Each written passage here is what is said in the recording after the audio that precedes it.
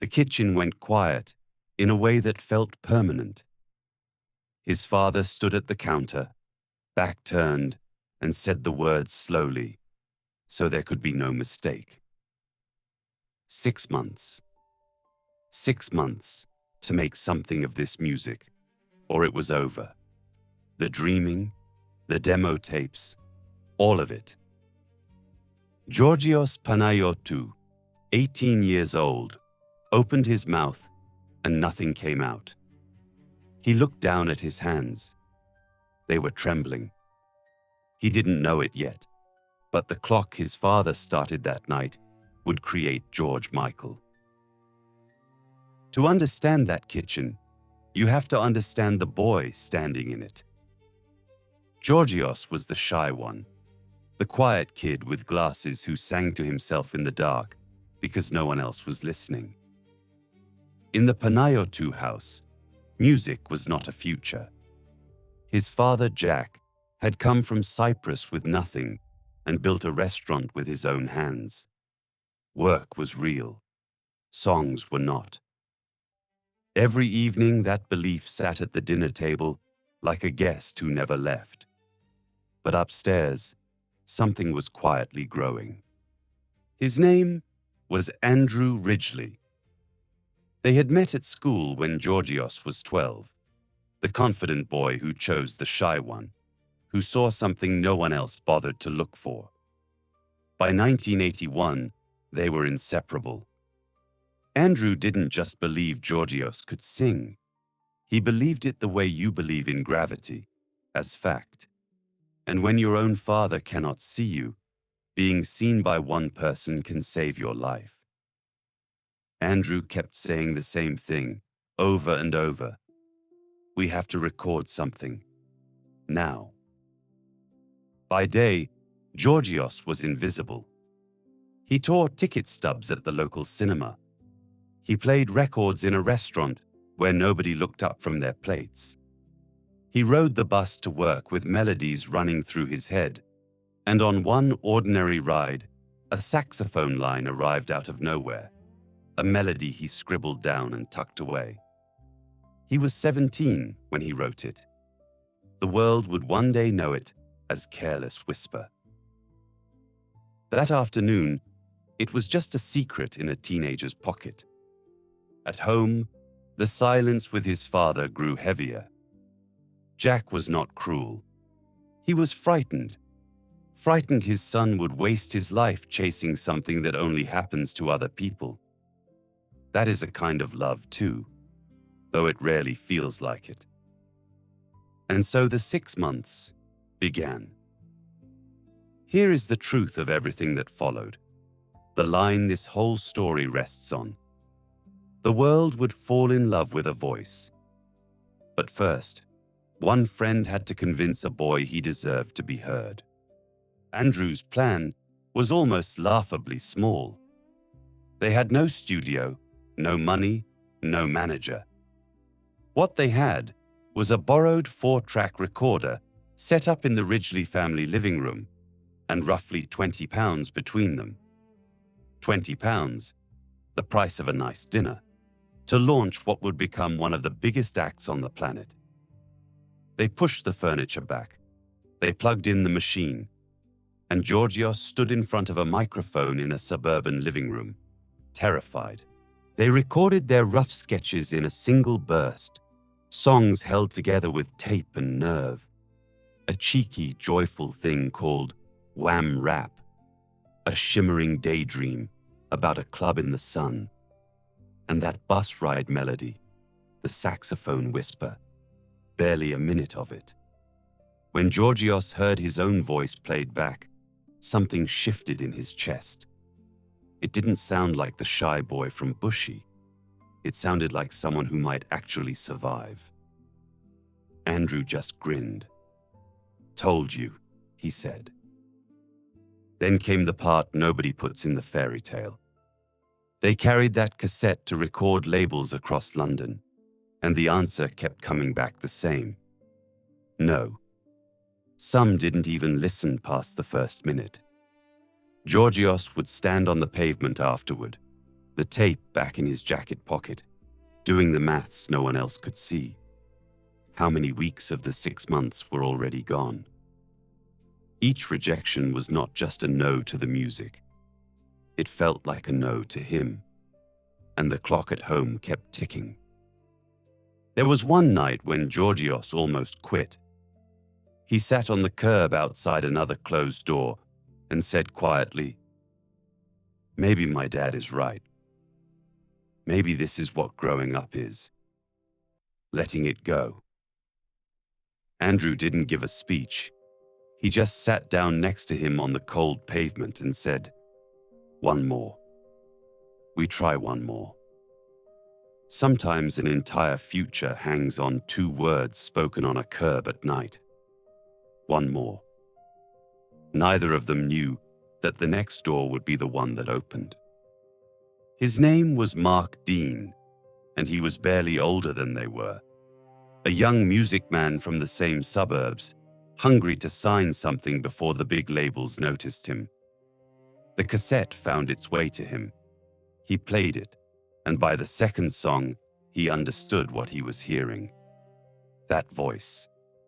The one thing that cannot be taught, bought, or faked.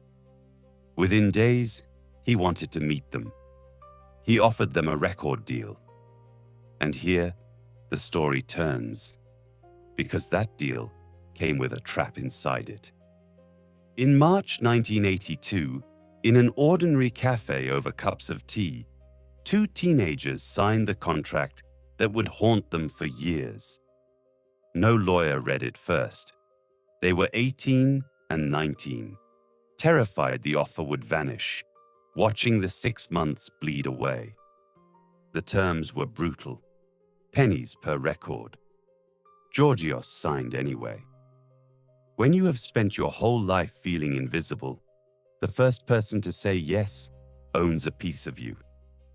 He walked out of that cafe with a new name coming. Georgios Panayiotou would never fit on a record sleeve, and the Shy Boy knew it. So he built a new man to carry the dream, took George, took Michael, and stitched them together like armor. George Michael, and the 2 of them, the believer and the dreamer, became Wham, a name that sounded like a door bursting open. On paper, everything was finally beginning. What the paper did not show was how close it all came to ending that very same summer. In June 1982, Wham Rap went out into the world. And the world barely noticed. It crawled into the lower reaches of the charts and stalled there like a car out of petrol. George would walk past record shops and not see it in the window. At home, his father said very little, which was somehow worse than anything he could have said. The 6 months were nearly spent. The single had failed. The bad contract meant almost no money was coming. He was famous to exactly no one. There is a version of that autumn nobody filmed. George, 19, lying on his childhood bed in the afternoon, with the curtains half drawn, listening to the house tick around him.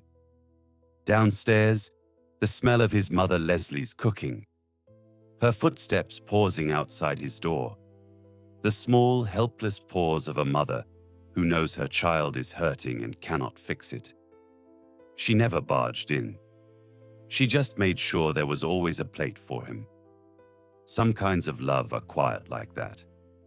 He never forgot it. Because here is what few people know about those months. While Jack counted the days, Leslie quietly refused to.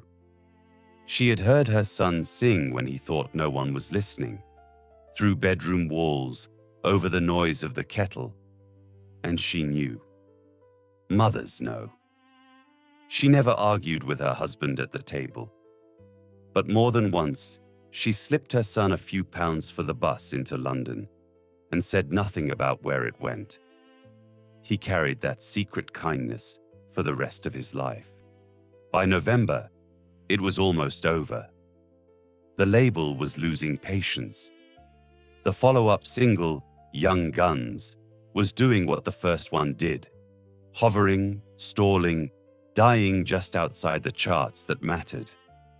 George could feel the whole dream narrowing to a point. And then, on an ordinary weekday, the telephone rang in the hallway. The kind of hallway telephone where bad news usually arrives. This time, it was not bad news.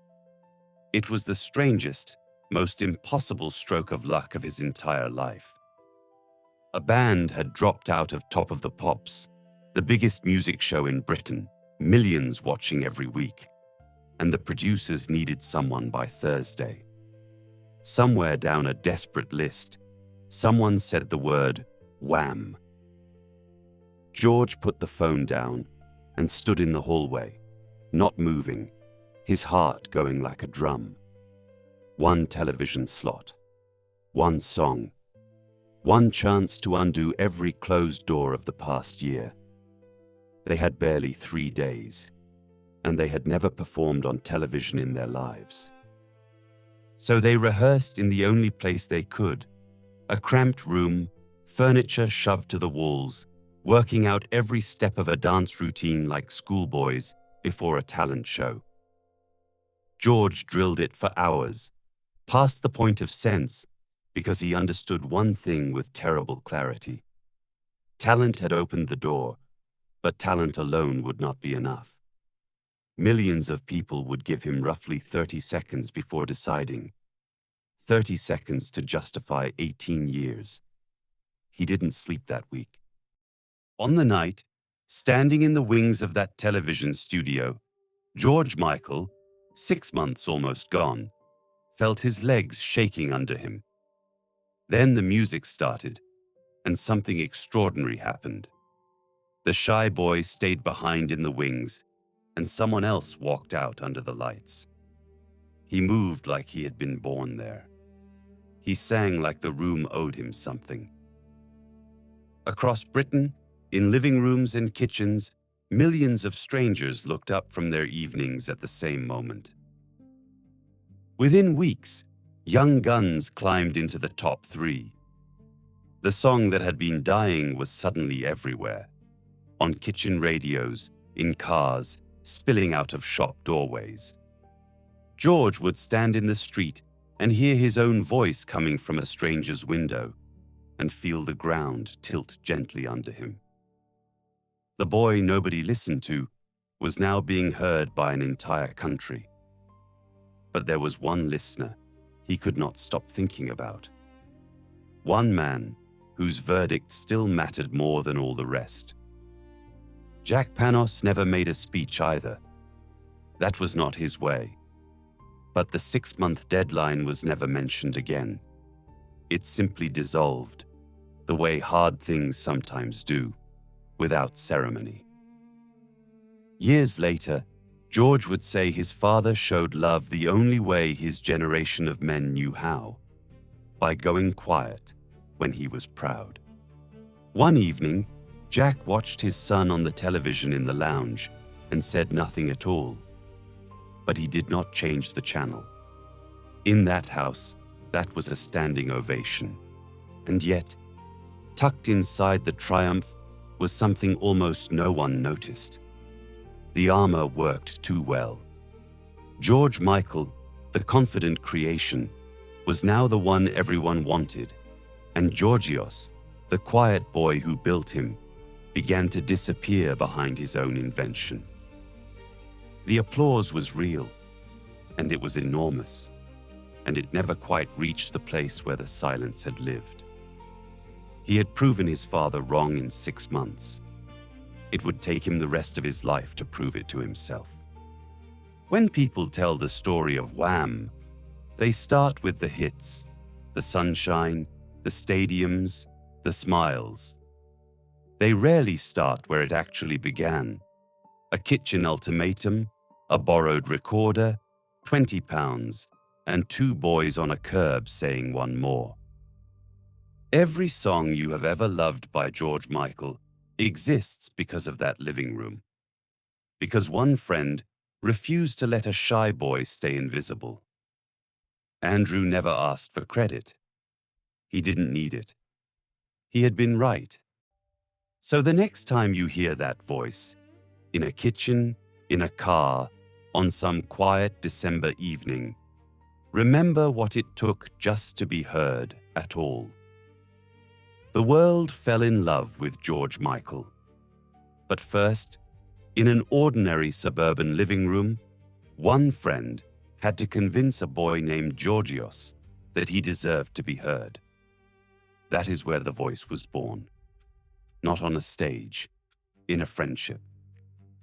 If you'd like to keep remembering George Michael with us, subscribe.